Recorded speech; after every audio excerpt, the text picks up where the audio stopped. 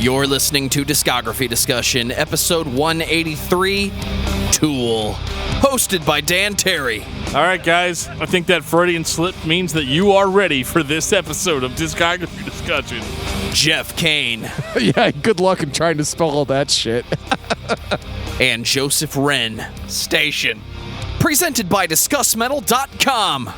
And if you want to take a ride on the Fibonacci sequence, then you are ready for this episode of Discography Discussion.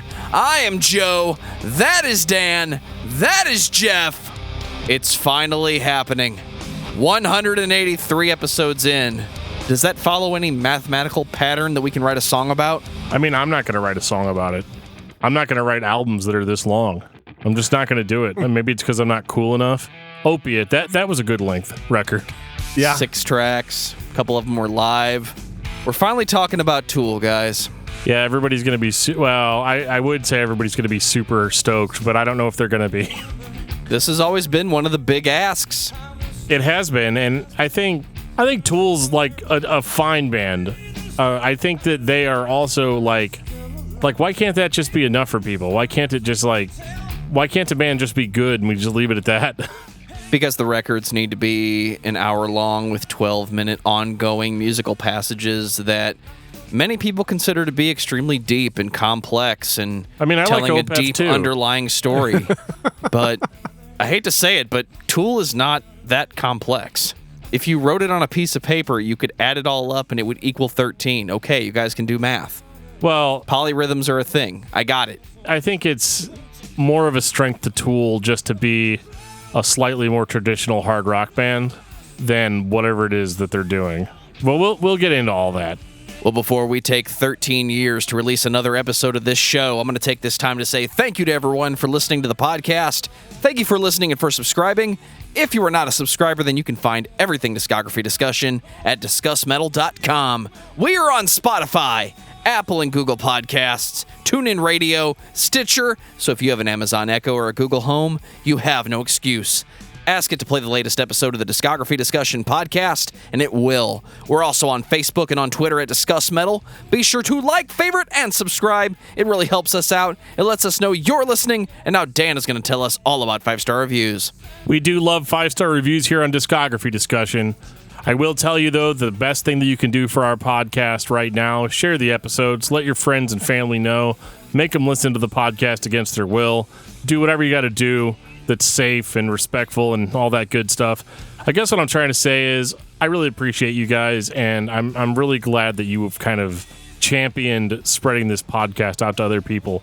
I love the fact that I posted an episode of our show in a Facebook group, and my post got removed because somebody else had already posted the episode in that group. So that's so awesome.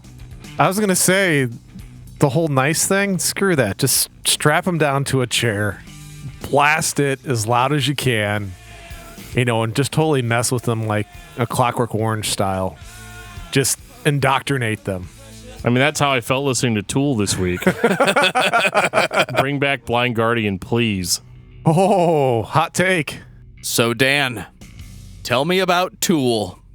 Tool, man. What is there to say about Tool that hasn't already been said? Everybody knows that Tool is a 90s hard rock alternative band.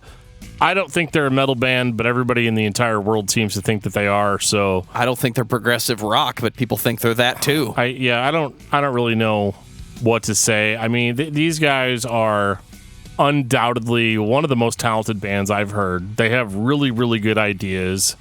They're star players. I mean, they have all the tools that they need to be successful, and they are successful.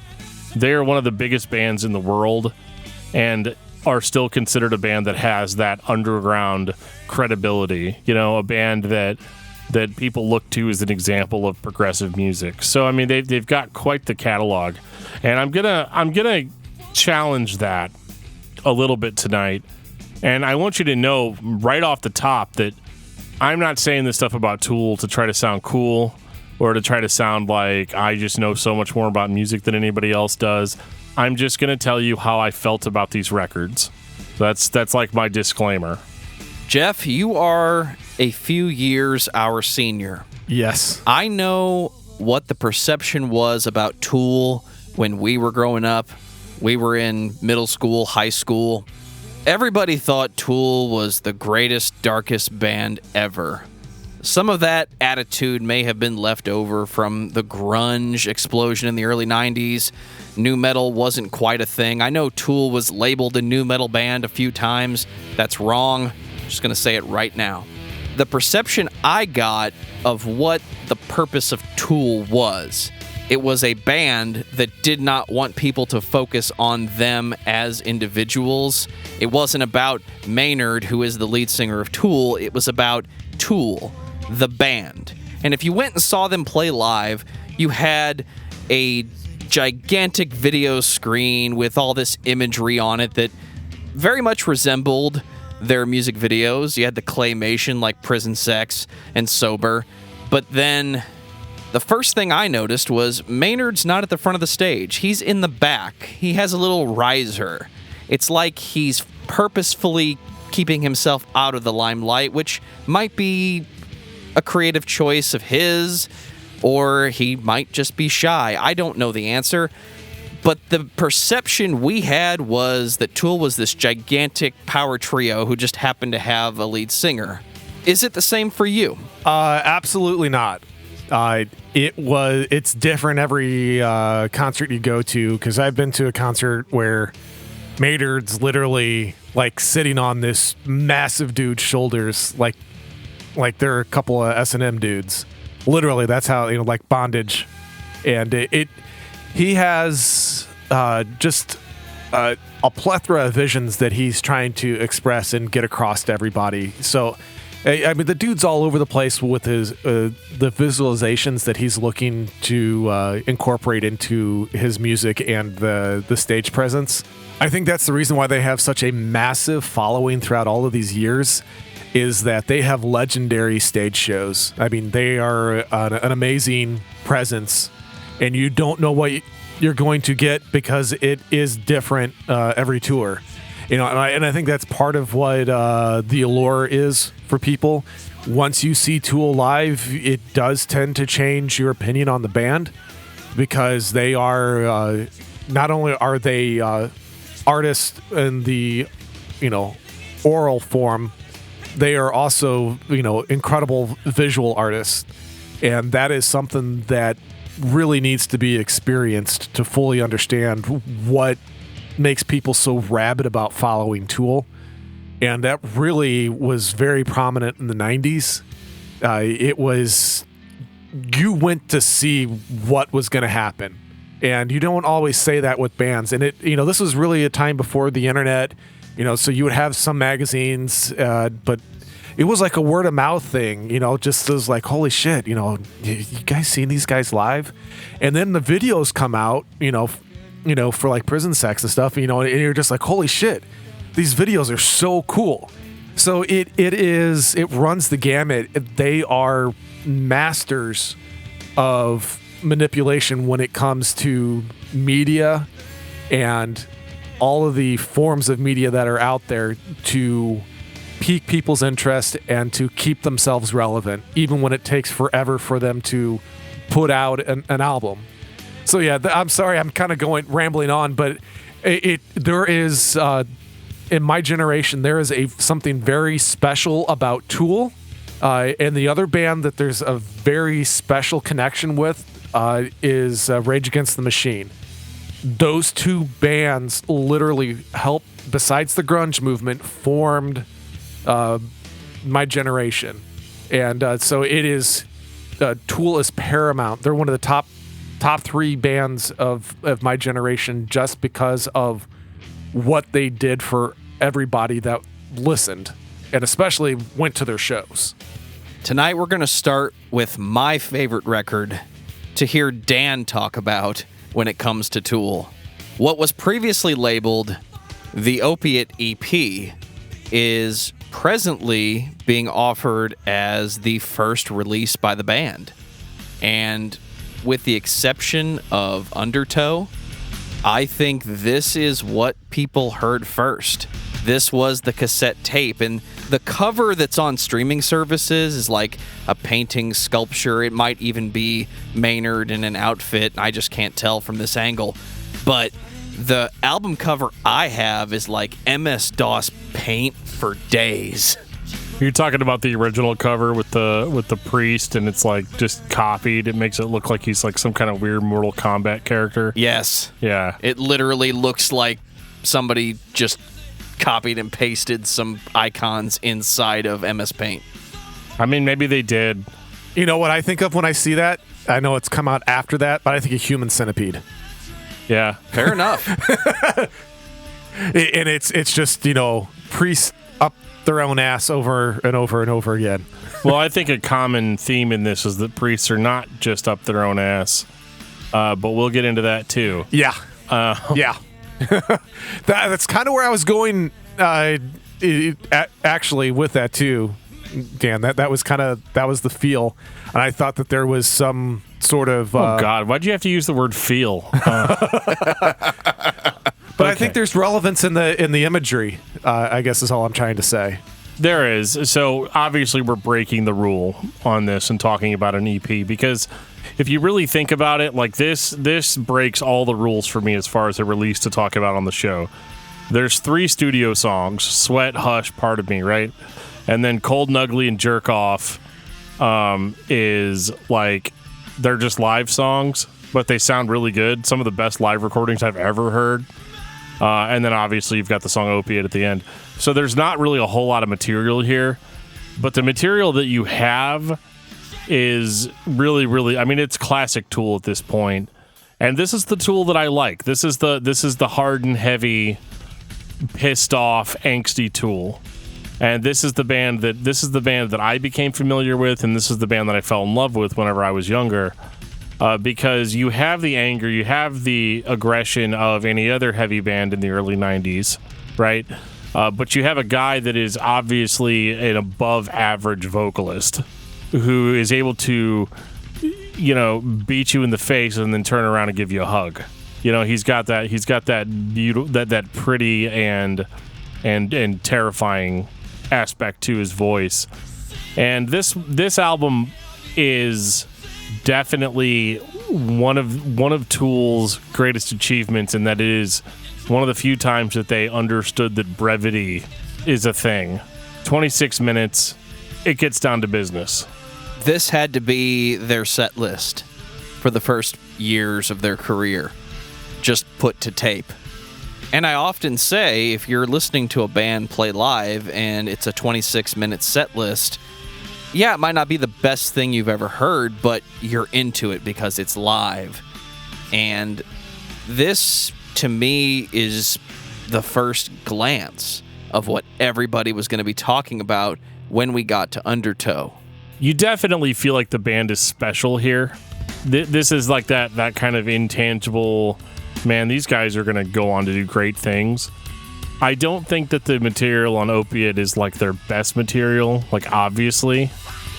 But I really liked this because this is before they're like super prog, right? These are actual songs. This is before everybody said they were up their own ass.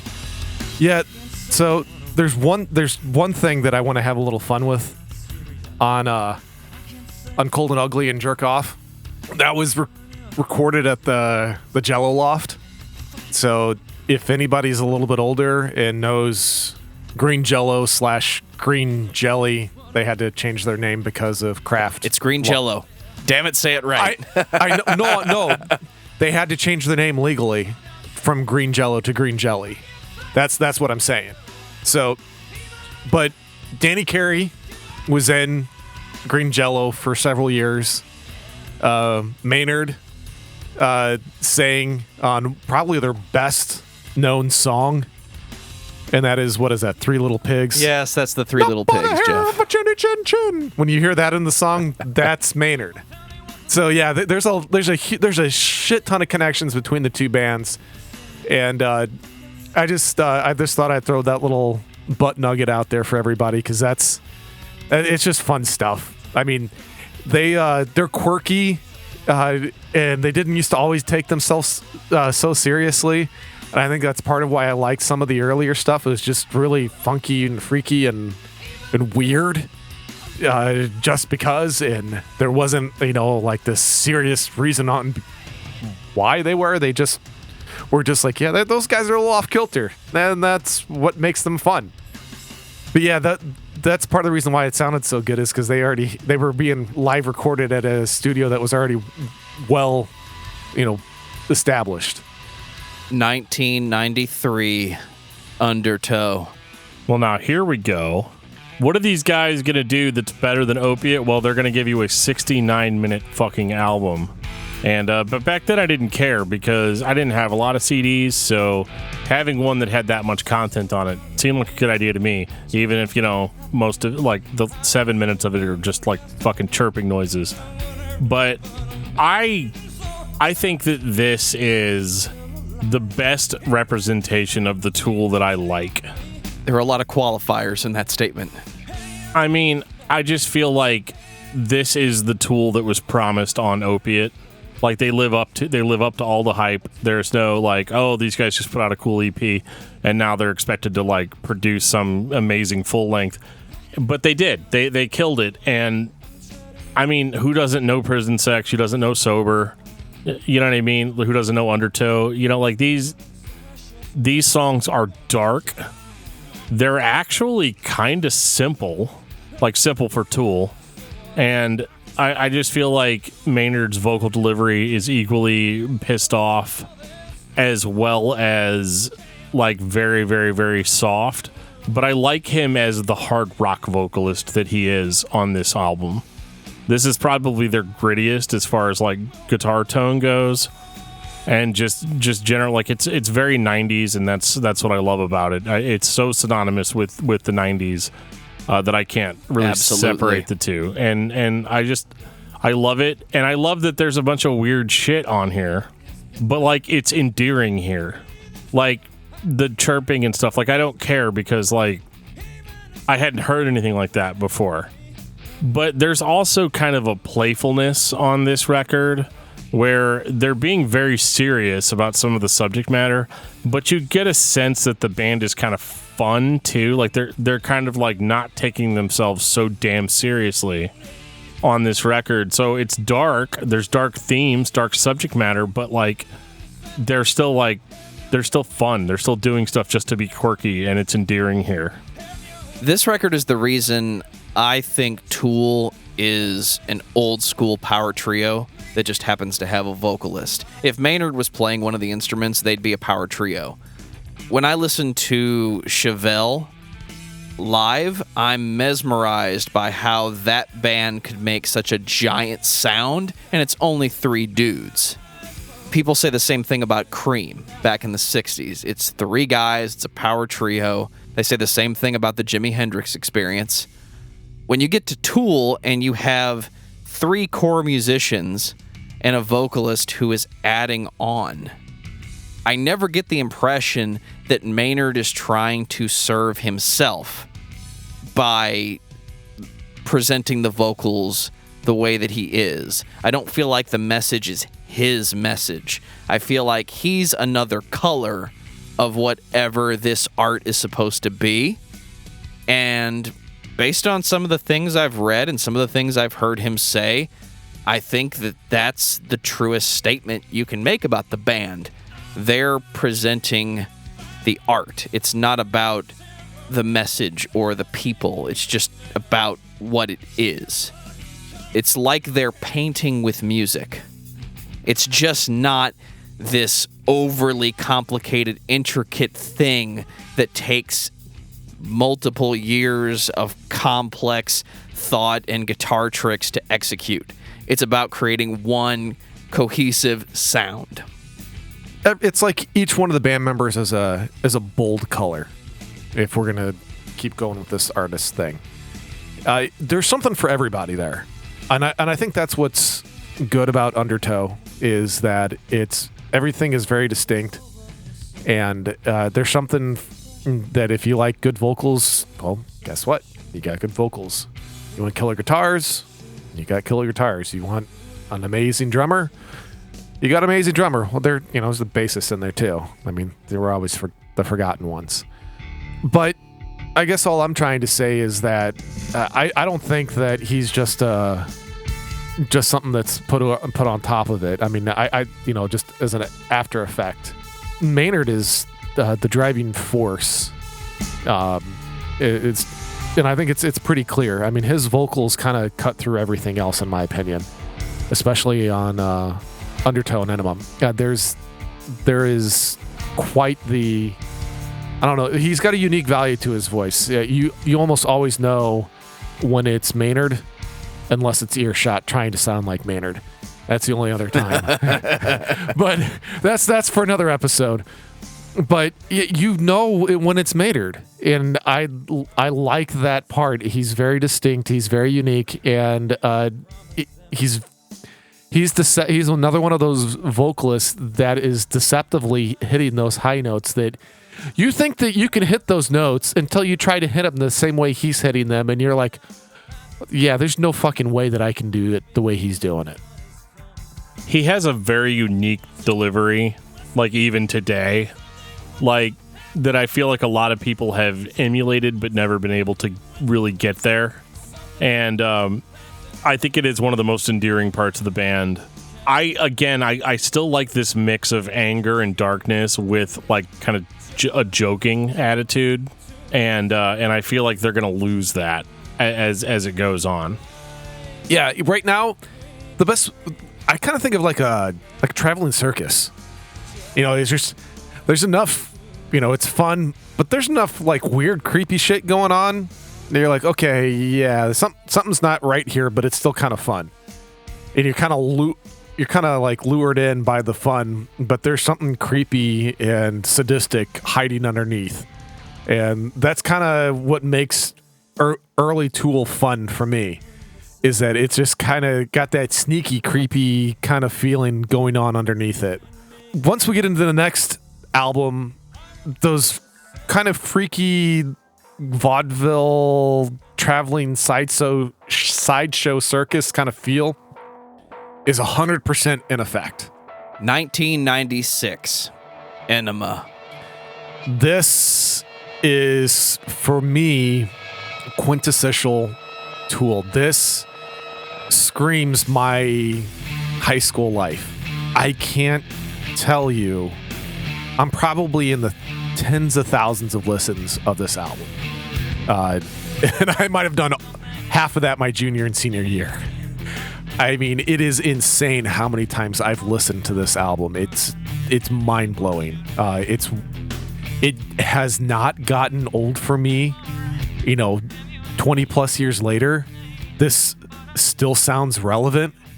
It still sounds fantastic. It still sounds edgy. It is close to a perfect, weird, freaky record that you can get, in my opinion. I don't think Tool has a definitive record. I disagree. I think this is it. But I think the majority of Tool fans would agree with you, Geoff. This is what they want Tool to sound like. This is Tool when they talk about Tool. I think Tool has a lot of definitive songs, but I don't know how much of that is the music industry and the radio trying to make singles back when they believed you had to have singles. Enema has so many classic songs that remind me of Tool every time I hear them. Stinkfist, Eulogy, even H, Hooker with a Penis, and even Enema that closes out the record. How did I possibly forget Push It? Push it. And 46 and 2, you missed that. I can't read from this distance, you know that.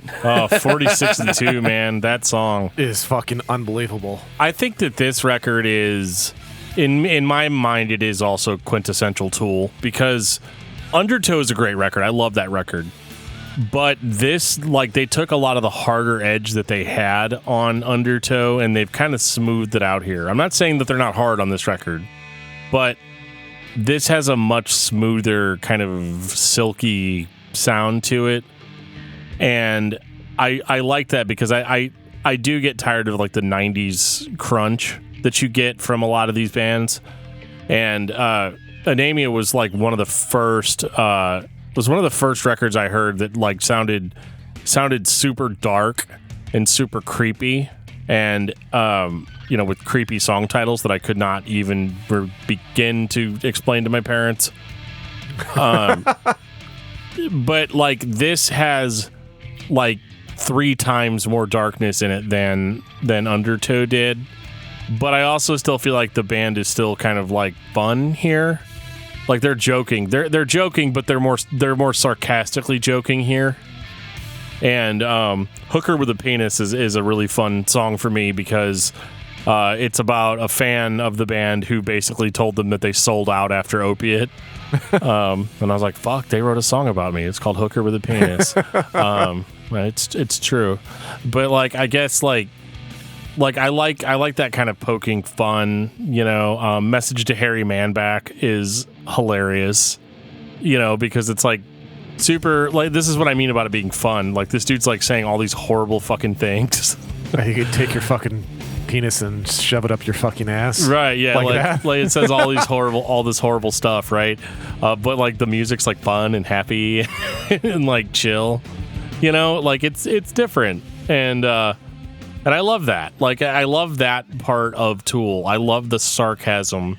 But I also like that the music is making me think, and when you're a kid, you don't really understand why you like Tool more than you like other bands. But as you get older, you start realizing because what they're playing is actually very cerebral. It's that big sound that all power trio bands have. It's one big explosion. Even though it's sonically not the loudest thing you've ever heard, there's no bullshit. There's not 17 layers of guitars with strings and multiple layers of background vocals. Tool will count to 13 more than once in their career, but they're giving you one sound. I do think that the painting explanation that we had earlier, Geoff, is the best way to explain it.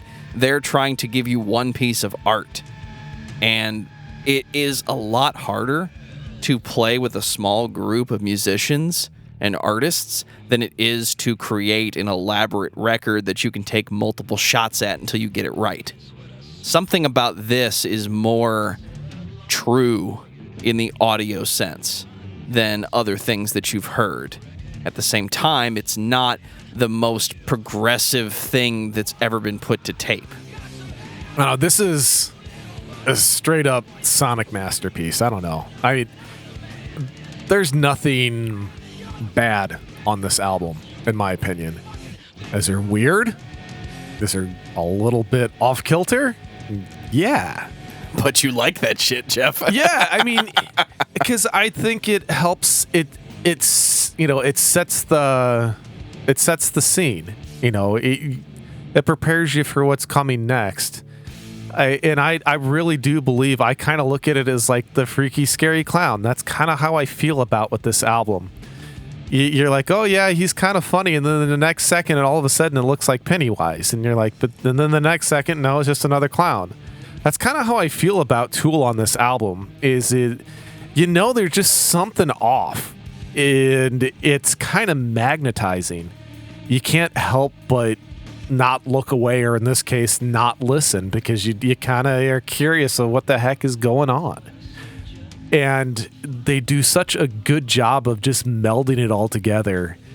It's a fucking masterpiece. And anybody who says otherwise is wrong. Can take that finger and stick it up there. Pretty much. Yeah. I mean, I love this album more than I love most albums. It's stuck with me all these years, and not all albums have, but this one has. And I still listen to this on the regular. I might have even listened to this more than I have Sunny Day Real Estate. And that should probably be mind-blowing for some people, because how much I fucking talk about that band. That's how important this album is for me. And maybe that it kind of explains why I'm a little sadistic and off-kilter, but yet still caring all at the same time. I don't know about you guys, but I'm ready for Lateralis. Lateralis? I mean, we don't have to. 2001. This is the record I think everybody wants to be the best Tool album. When you talk about the sound and you talk about the songs themselves, and I'm going to use the word defense in favor of this album, I've heard people talk about Undertow and Enema, and nobody's arguing about whether or not those records are good. But so many people want this to be the best Tool record. I don't know why that is. It has some good songs on it. It also has more of the artistic. We're trying to create an abstract piece of art, but it doesn't grab the listener the same way. So maybe that's buyer's remorse, to use a term Dan said more than once. Like, you spent money on it, so you have to justify it. It has to be as dark and mysterious as the previous albums. I think Lateralus is Tool being a victim of their own success.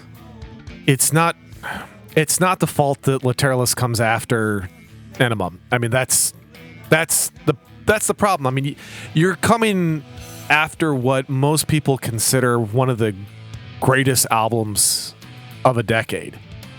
I mean, it was in multiple people's, top 10s and top 5s and even number 1s for the 90s. I mean, that's how important and how much people looked at Enema. So when Lateralus comes out after that, you have so much hype and so much expectation. It is next to impossible not to have, a little bit of a letdown. It's not a bad album. It's a very, very, very, very, very, very good album. It's just not the previous album. And I think that's something that, like you said, people tried to prop it up because of the album that came prior. So there's a hell of a lot of good songs on here. But they also start to get a little bit up their own rear ends, a little bit, as Dan likes to say on this album. And that becomes a trend moving forward. I think that this is the most honest of the later Tool releases, because they had never really done anything like this. So a lot of the heaviness is still here, at least, but it's doled out differently than it had been in the past. Whereas it was a little bit less predictable. This one kind of favors more of like a slow burn sort of thing. A lot of these songs build up to heavier moments, not unlike kind of some of the stuff that you hear on the Atom Ship album. Where some of these songs will start off kind of slower and build and build and build and build and build. Or in the case of Parabol and then Parabola, how you have the softer side of that song, and then you have the second part, which is all the heaviness, right? And then obviously, Ticks and Leeches being one of the heavier Tool songs out there. But I think that with this record, they were definitely trying to move forward. They were trying to be more progressive. And somehow, though, like, if you take a song like Schism, somehow we're able to put out a radio hit as well. And it is the most radio-friendly Tool song I think I've ever heard, while still being uniquely Tool. And almost 7 minutes long. Sure. At the same time, played in its entirety. Yeah, regularly played in its entirety. It's kind of like there's always, at least here in the Midwest, there's a joke about, like, if you're going to play a Metallica or a Tool song, it must mean that a DJ needs to take a shit break. Right. Yeah, absolutely. But it's because let's play this awesome long song. But you know what? I got 7 minutes. I don't have to do anything. But I think what's missing from this was that kind of sarcastic, scary humor sideshow stuff from Undertow and Enema I think that's part of what we liked. That it had a kind of almost like a charm to it, I guess. I don't know how to really explain it, but I like charm. That's a good word. It kind of pulls you in, and that's just missing. This is just straight seriousness the whole time, and there's nothing to break it up. It becomes quite a draining experience for the consumption of 70 some odd minutes of this, or however long this one is. 78 minutes, 51 seconds. Yeah, so I mean, it's They were trying to fill that CD. Yep. and they did, but you know what I'm coming from. There's just The power trio feel is no longer present. You don't have the same big sound being presented. It sounds like they're trying to add atmosphere to what was already a bought-in experience for the listener. I'm already here because I want to feel the music. I want to see the stage show. I want to see the video projection, and I want to take the whole thing in. Maynard, I'm going to play by your rules. There's aspects of this record that are just not as interesting as the previous. And it drones on and dulls on in times. We didn't have that on the previous records. I think this was earnest, though. I think this was a legitimate, honest try. Oh, I agree. To move forward. However, as Geoff was talking about, there are certain aspects that are missing from their sound, like the jokey, sarcastic thing. It's almost like if you grow up with somebody and you're best friends and you hang out and you joke, you have a good time all the time, and then that dude goes to the local community college and takes a class on introduction to philosophy, and then that's all he wants to fucking talk about after that. That's kind of the shift that they've had here. And so it's still interesting. The things that you like about the band are still here, but not all of it. And they found this new thing. Or it's like this dude that, you hang out with and then he finds Jesus. And then all of a sudden, that's all he wants to talk about. And suddenly it becomes all about like what they want and like how every statement that they make from here on out is like, oh, I bet you never really thought about it like that before. That's what this is. It's earnest. It's passionate. And I love this record. I mean, I love Schism. I love Ticks and Leeches. I love Parabole and Parabola. Like, I love that how those just run together. Yeah, I definitely. Yeah, Parabola is one of my favorites on this. Talking about missing some of that quirkiness. I think it's because they got so big. They kind of like had like spin-offs almost, because you have Pussifer in A Perfect Circle. I think that's important to mention that, because I think all the quirkiness just found its way over to Pussifer. Did we have those in 2001? Pussifer's been around since the 90s. Oh, yeah, a long time. Yeah, like 94, 95. So he's diversified Yeah. a little bit here. And this was also around the time that A Perfect Circle was Yeah, because that came out... starting to become a thing. Yeah, because I had a friend of mine that just had a huge crush on Melissa Oftamar. And so I heard about A Perfect Circle every day. You're right. Mare de Nom came out in 2000. Yep. But this is cool. Like, this record is really cool. I loved it because I loved the artwork and the packaging and, like, all of that stuff. And honestly, that year in 2001, listening to Tool made me feel like I was smarter than other people. And that's going to be a huge fucking problem for Tool fans going forward. I thought you were going to say that was a huge problem for you. No, but I'm serious. This is what gives birth to, oh God, now the Tool fans are here. Yeah, it's the same thing with Radiohead fans. I used to have to deal with that because I got tired of trying to say how much I love the Bends and then them telling me how shitty that is and how important Kid A is and stuff like that. I'm like, nope. It's kind of the same thing with Tool fans whenever you start talking about, anything else other than Tool. And this record kind of ushered that in, because you could be just a rock fan and like Tool before this. And you could still be that. You can be whatever the fuck you want to be. But like, I guess what I'm honing in on here is that, like, this is like, there's philosophy and then there's introduction to philosophy, right?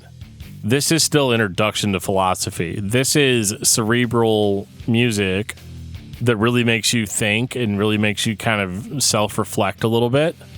And rock fans aren't used to that. So, but what you don't understand is that, like, there are far more progressive and deep things out there in the musical world.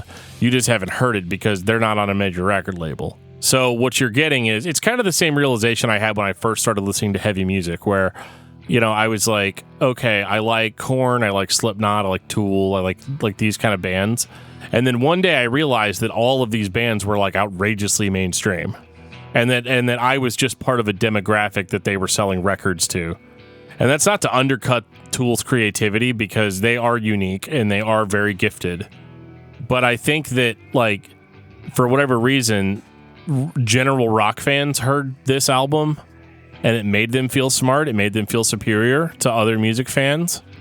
And I think that, but what they don't realize, it's literally just checking like a pleasure center in their brain. And it's not that they're smarter. It's definitely not that I'm smarter. I can attest to that. But for whatever reason, it makes you feel really good. It makes you feel a little bit superior. And that's the unfortunate byproduct of what is otherwise a really, really cool record and a really cool concept and a really cool setup. It is absolutely a move forward for Tool. Unfortunately, like, if you only love the previous two records, you're going to have a bad time going forward. This is the last record in what I consider to be classic Tool. We had a 5-year gap, and in 2006, we would get 10,000 Days. I had no evidence. I had no articles or interviews to cite, but I was surprised when this record came out. I honestly thought Tool was done. Tool thought Tool was done at one point. I don't know what year they had the litigations and the court issues going on. I think that was when A Perfect Circle started to do more music. And as a fan of Perfect Circle, I had Meridinome, I had the 13th Step. I don't know if I had Emotive at that point, but when we got 10,000 Days, it just sounded like the previous Tool, but taken to the next level. This was the first time I heard the power trio intensity that I was expecting from Tool, but it just didn't sound the same. Something was a little off with this one. I've listened to this record more times than the previous, not because I like it more, but because I've been trying to get it. I've been trying to figure out the point between having part 1s and part 2s that are 12 minutes long, and then finding songs on the record that really just sound like they took pieces of that 12-minute song and cut it out of the mix and made it its own track. And things like that, to me, don't sound like layers. It sounds like you had a cohesive song and then cut it apart to make it more interesting and dark. And that just doesn't make sense to me. This one doesn't feel like the band wrote one piece. This is the first time it sounds to me like the band had a bunch of music and then Maynard just showed up and did his thing. Well, I know all the music is a collaborative effort. It's written collaboratively. Lyrics is still just Maynard, and that's pretty much consistent throughout. This album kind of surprised me in the fact that there's a lot of good songs on here, but it's one of the few times I'm like, yeah, I listen to these songs as singles. I don't listen to these songs as an album called 10,000 Days. And that's kind of unusual for me. And I'm perfectly fine with it too. The one thing that I actually really like on this one, it's kind of a jam track and it's really pretty long, is Rosetta Stoned. I really, really like that. I've really come to appreciate Danny Carey. And I can listen, like, it's weird, but that song is what made me start going on to stuff like YouTube to see like drum solos live, was that song. And obviously there's plenty of other great drummers out there, but that's the one that really pushed me to this. Like, I want to see him do this live because I'm curious. Because there's a lot of shit going on for Danny in that song. I think they changed like time signatures like 10 times or something ridiculous. Like, and they of course they did. It's Tool. Yeah, but no, like during his solo, like during like the drum solo, it changes that many times. It's insane, but it's fun to watch. You know how I said that the last record was earnest and that they were trying to move forward. They were trying to do something different. They were expanding. They were growing. Well, now they have to top that somehow. Because at that point, they'd released a record that most people, I wouldn't include myself in this, but most people would consider to have been their finest work. You know, that it was incredible, right? I can tell you right off the bat that 10,000 Days is not as good of an album. But they've got this image now that has to be... They've got this image that has to be maintained. They have an expectation for themselves that they're never going to reach again. Spoilers. And they're like, okay, well, what do we do? Well, we have some people make some batshit insane artwork that can only be viewed with proprietary fucking glasses that we packaged in with the record. It's actually part of the record. That's fine. It's cool. Like, I mean, I didn't buy it, but Joe did. And, you know. It happily sits on my shelf. I think this record is an interesting, like I said, I don't think it's as good as Lateralis was. Or however you pronounce it. Lateralis, whatever. I don't think and I could be wrong, too. I intentionally didn't say the name of the record at all yet because I didn't want to fuck it up. But that record is way better than 10,000 Days. Ooh, except that record got a lot of people to start thinking that they... Well, you know, man, I listen to records and I, like, get things out of them. I get it. I don't listen to that basic rock shit anymore. I listen to Tool. So then this becomes weird because this follow-up is not as good as its inspiration. But we have to add all of these crazy weird elements to make people think that it is. And that if you don't think that it's good, you just don't get it. It's a weird mixture of superiority complex and purchase justification. Because you bought this amazing package and you really liked the last record and it made you feel things. It made you look at music totally differently. So if you don't like it as much as the previous record, it's because you don't get it. It means that the band has gone to a level that you just hope one day that you're going to reach. And fuck anybody else that says anything different. That's how a record like this gets released and is considered a classic when it's not that. It is a failed attempt to capitalize on what was done on the previous record. That is not to discredit the musical expertise of the band members. They are above and beyond anything that I'm ever going to be able to sing or play. And I'm not bitter and I'm not upset. I'm not even mad at Tool, really. I'm just irritated by how they're perceived at this point. Yeah, and one of the other things, too, by this point in time, every song of theirs has to have a deeper meaning. I mean, that is the perception. Yeah, there is something beneath the surface, you know, on every track, and that there is something that only the enlightened few can have and understand about their music. And the funny thing is that every hardcore Tool fan thinks that they are the enlightened ones. I don't know. I just think it's just, you know, music and just accept it. It's just not good. I want it to be good, but it's not. It's trying to continue the path that was laid out with the previous records. It just doesn't hit it the same way. Well, the best way for me to put it is there is good songs on here. I don't necessarily think it's a good collective album. But the weird thing is that there is, looking back in time, there's more good songs on here than I thought there was. And that's kind of an interesting quandary because it's one of those things where the sum of the parts, you know, don't equal the whole. Individually, I think a lot of their songs on this album stand up well, but put on an entire album, it just doesn't work for me for whatever reason. I think that's what I was trying to say before, whereas I'm fine, you know, listening to these songs as singles instead of them as an album. I'm the opposite of you on this. I think this record has outstanding musicianship and outstanding performance, but it doesn't have good songs. That's what I get out of it. And it's so weird at this point that the band is almost, other than Maynard's voice itself, the band is almost completely unrecognizable from their early 90s selves. You know what I mean? Like, why did you get into Tool? Because I wanted to rock out and I was angry. It's like joining a cult, right? Like I joined up with you people because I just wanted to rock. But now I have to like take in all this other shit too. Stuff that I didn't necessarily sign up for.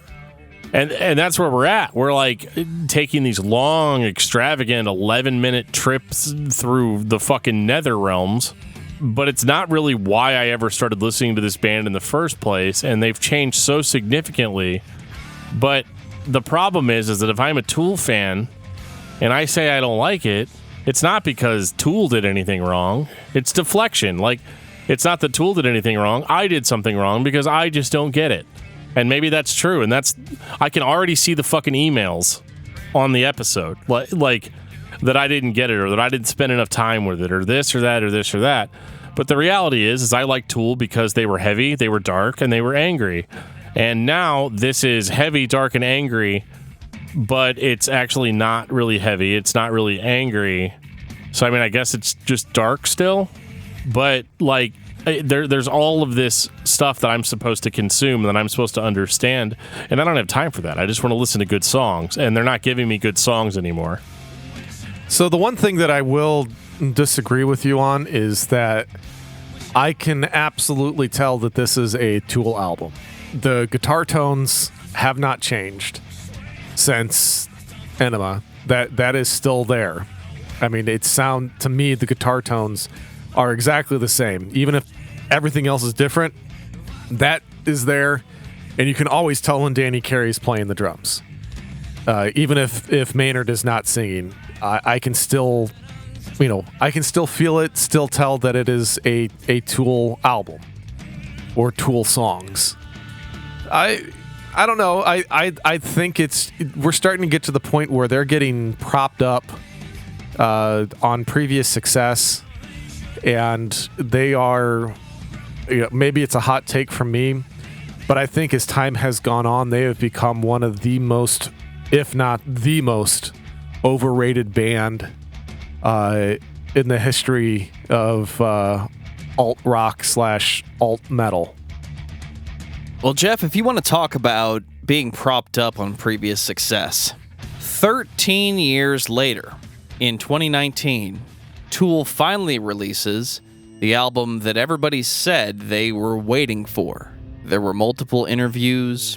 The last one I read, Maynard said that they were working on the music, or they were changing the music, and he was waiting for them to finish that so he could lay down his vocals. So what am I expecting? I'm expecting 10,000 Days again. I'm willing to accept anything at this point. The one thing I'm not expecting is what I started to get near the end of A Perfect Circle's release schedule, which was over-atmospheric set pieces as opposed to songs that have a direction and an end goal. I wonder if this is Tool in name, or if everybody really spent the last decade changing what they considered to be music by Tool. I don't know what this is, but it's not good, and I don't like it. What about you, Dan? How do you feel? I feel like this record is very much like if you took Lateralis and you just poured it out all over the floor, and then you licked it up. I know that's a really weird analogy, but stay with me here. It contains a lot of what you liked about that record, and even some of the 10,000 Days stuff, but that record's kind of odd to me. But this one, I think, sounds a lot like Lateralis, but it's like extended out. It's like watching Lord of the Rings Extended Edition, you know? There's just extra stuff that probably doesn't really need to be there, but is there anyway. But I just, honestly, the first time I listened to this record, I had trouble staying awake through it. Which, I mean, right there, I'm outed immediately because I clearly don't get it because I fell asleep listening to it. But yeah, I don't think that this pushes the band forward at all. I think the only thing, I think if this had come out right after 10,000 Days, people would have been like, oh, so Tool's just going to always sound like this from now on. And that's just the way it is. I don't think, and I'm not just hitting on it because I don't think it's as heavy as their previous material. I mean, it's definitely not. But this sounds too similar to what they were going for on their previous two records to justify the 13-year waiting period. Yeah, I mean, it's their Chinese democracy. You know, all this hype, And they're a victim of their own success almost. It's not that this is a bad album. That's one of the things that I will say. Even though I say that I think they're one of the most overhyped bands, I don't think they have a bad release out there. I think everything is good. It's just that they had, in my opinion, one of the greatest modern albums of all time. And that's a hell of a lot of a standard to live up to on any subsequent release thereafter. And it's next to impossible to come back to that standard. But it is, a decent album. But it's like Dan said, and I don't think it's necessarily a bad thing, Dan. This album kind of is quite a bit more chilled out and relaxed. For the most part, and I don't mind falling asleep to it. I fall asleep to grindcore, so I guess I'm weird, but this kind of music I think is designed to just kind of completely chill you out, relax you, and it does it successfully. It's not my favorite, obviously, of their releases, but I'm not gonna sit here and say that their music sucks balls. I'm not. There's other bands that we have done that on this podcast with, and Dan and I in particular have done that with. I'm not going to do that this time around, but it is just incredibly, incredibly overhyped, and it's just not as good as what people want us to believe it is. Yeah, just because it's overhyped doesn't make it not good. And I think that's something that, I probably could have been a little bit more clear on. Like, I don't think any of these albums are, bad. Like I said, these guys are 800 times the musician that I will ever be. And they understand things about music that I'll never understand. And there's subtleties in their records that I probably don't hear. But at the same time, it's really, really, really good. But I also don't understand why people can't just leave it at that. Why we live in an age now where something has to be the best. I liked this, so it's the best thing in the entire world, and it's just not that. And I don't think that this in any way competes with other progressive bands. I think that they're doing what they want to do, and I think a lot of the issues that I have, and this is a criticism that people have of me, even, is that they're like, you need to stop looking at fans of bands and letting that ruin the experience. And I wish that I was mature enough to do that, but I'm not. And so whenever I say, I didn't think that the Tool album was worth the wait, and then somebody turns around and explains to me how I'm a terrible music fan and how dare I call myself a music critic because, obviously if I don't see it, I just must not get it. And I've been having the same argument with people since I was in high school about this band. So it's really hard to not let that affect me going into, into recording this podcast, because I'm going to try to be above it. I'm above it on most bands, but in this band, it's just really hard for me to get past it. It is the overratedness, and it does taint my experience, and it does make me go in with a little bit more of a negative approach. And it's entirely possible that if I didn't have all that baggage associated with it, that I would probably enjoy it much more. So I don't think it's a bad album. I don't think any of their albums are bad. But I don't necessarily understand why it has to be life-changing. Final thoughts on Tool. Geoff. Well, it's pretty much been laid to bear. They made one of the most important albums for me, but they've also put out some albums out there that just don't do it for me, I guess. I don't know. It is... I love Maynard. I can listen to Maynard sing all day long, and I love his voice. When I sing, especially when I was younger, I worked so hard to emulate him because I respect him as an artist. And the dude's a crazy mofo too. So he will kick your ass and then wear your girlfriend's panties and bra because he can do whatever the fuck he wants, and he does all of those things. There's a couple of videos of this dude out there, quite literally. I think I can't remember if it's either rear naked choke or he's put somebody in a triangle on stage and then continues to sing while he has a fan, in a chokehold. The dude graduated from West Point. He is an eclectic individual and somebody that I love to follow even if I don't agree with everything that he produces, it's very interesting and it's thought-provoking. I just don't think it is the end-all be-all that people want the band to be. Dan, what about you? Yeah, I mean, I largely agree with Geoff. I think Tool is a fantastic band. I think that they are a great introduction to more progressive music. But I also really just like it when Tool just was angry and rocked hard. And I don't feel like they do that enough for me. It's not what I got into the band. Like this stuff, these last 3 albums aren't really what I got into the band for. So it's really a big preference thing for me. I prefer older Tool because it's angry and angsty, and let's be real, it's nostalgic. So I don't think you can really go wrong with Tool's releases. It just depends on what kind of music fan that you are. And if you like more complex stuff and you like stuff that's more cerebral, you're going to find a lot to like in their last 3 albums. But for me, I just would prefer a hard rockin', in your face, pissed off band. And you know what? That's fine. There's tons of other bands I can listen to that do just that. Overall, I think Tool is a band that you should be listening to.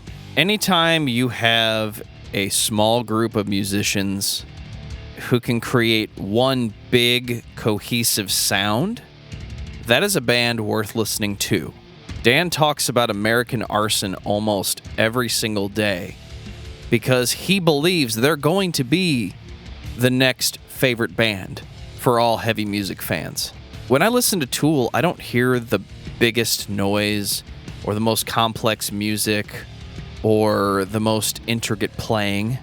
But what I do hear is a group of musicians who are actually playing together and listening to what each other is playing. I don't know that the music is supposed to be the only thing I'm focusing on. My biggest complaint about Tool is for years it was, you need to see it live. You need to see it live. Give me the video record then. Give me the video screen on a DVD with the record or the set list and let me take the whole experience in. And I know that's not the same as going to see the band live, but at least I would get the whole picture. I don't think it matters that Tool is or is not the greatest band to ever play music or the most cerebral band, but I don't think you have to get it to know when it's good and know when it's not good. I'm a fan of Tool. Geoff is a fan of Tool. Dan is a fan of Tool, so you should be listening to Tool. There is something there. Just don't look for more than what the band is giving you. Dan, what's your album of the week? Well, I'm glad you brought it up. It's American Arson, Line in the Sand. Geoff, what about you? I'm going back to the same time frame as Tool, and we're going to do Facelift by Alice in Chains. Good choice. Yeah, love, hate, love, man. I've been... If I don't have much of a voice on this podcast, it's because I was screaming that at the top of my lungs on the way down here. Well, stop it. For me, it's the newest record by Static X, Project Regeneration, Volume 1. Did anybody else expect to like the new Static X record? I know I didn't. I still say it shouldn't exist, but I like it. Take us out, DFT. Have you ever been listening to our podcast and want to give us a band suggestion or maybe just tell us how you feel about the show? You can absolutely do that. There's tons of ways you can reach out to us. You can reach out to us on Facebook.com/discography discussion. You can reach out to us on Twitter @discussmetal. You can send us an email at danandjoeshow@gmail.com. You can check us out on Discord. We have a whole server there that you can check out and talk to other fans of the show as well as us. We're always in there also. There will be a link in our show notes that'll take you to our Discord server. You can also support the show monetarily on Patreon, as well as go to our Teespring store to check out some sweet discography discussion merch that we have on there. And on that note, this has been episode 183 of Discography Discussion. Thank you for listening. You can like us on Facebook and follow us on Twitter @discussmetal. Subscribe to our podcast everywhere you listen to podcasts, including Google Play, Apple Podcasts, and Stitcher. Visit discussmetal.com for all things discography discussion, and please send questions and comments to danandjoeshow@gmail.com. If you are not a patron, you can become one at patreon.com/discussmetal. We have some sweet perks. Give me your money.